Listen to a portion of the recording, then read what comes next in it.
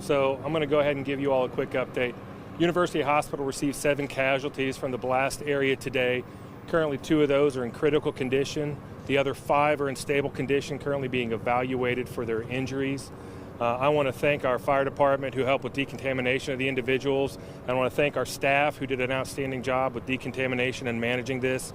Obviously, an explosion like this in this area is always a difficult problem to manage, but luckily we have been able to take care of all the patients that we received and continue operations here at University Hospital.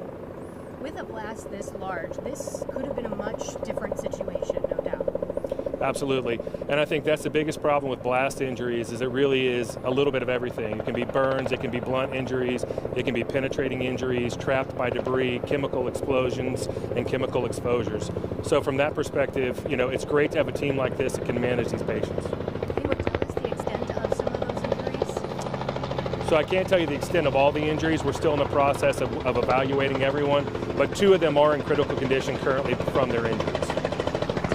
Decontamination processes in place. What exactly does that mean? So decontamination processes from our standpoint mean that we're constantly evaluating the patients, removing any chemical explosions and exposure from them, and making sure that we've got the opportunity to clean them before they come back and get treated. How long does that process take?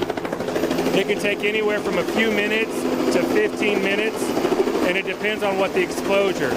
For something like this, we have an exposure of lots of different chemicals, so we make sure that we basically decontaminate them for everything.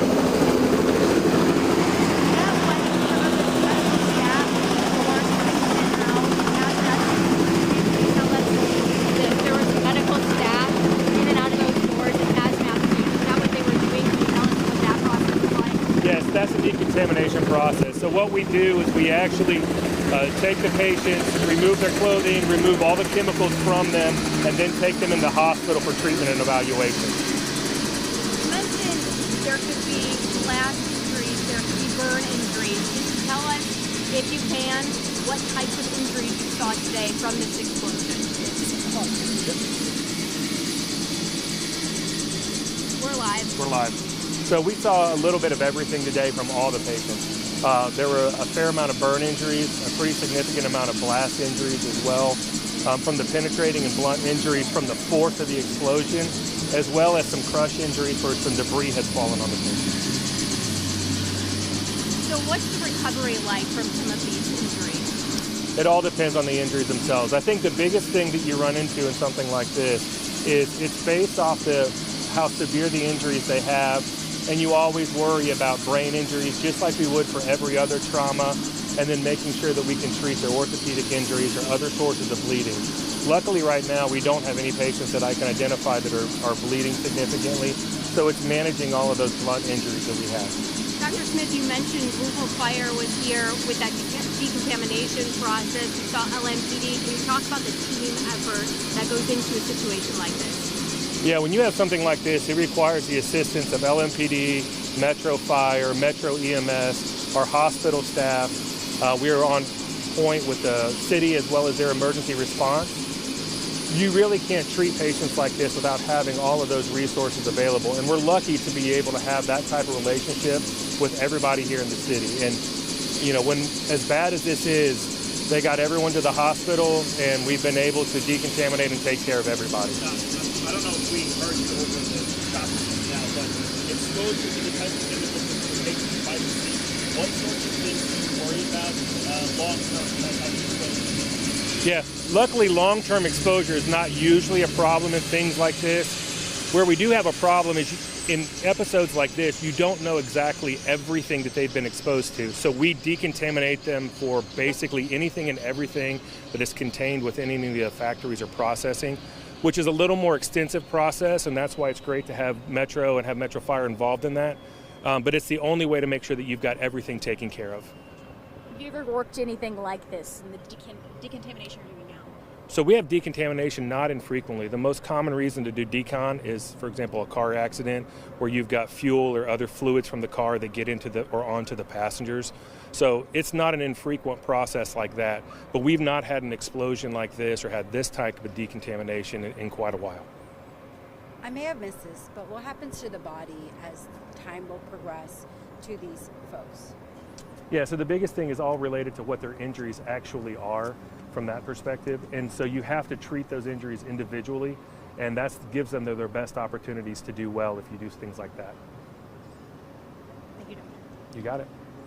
I missed a little bit due to the helicopter. Sure. Can you just give me a little bit more on that decontamination procedure and just how unusual that is? Or maybe it is usual, I don't know.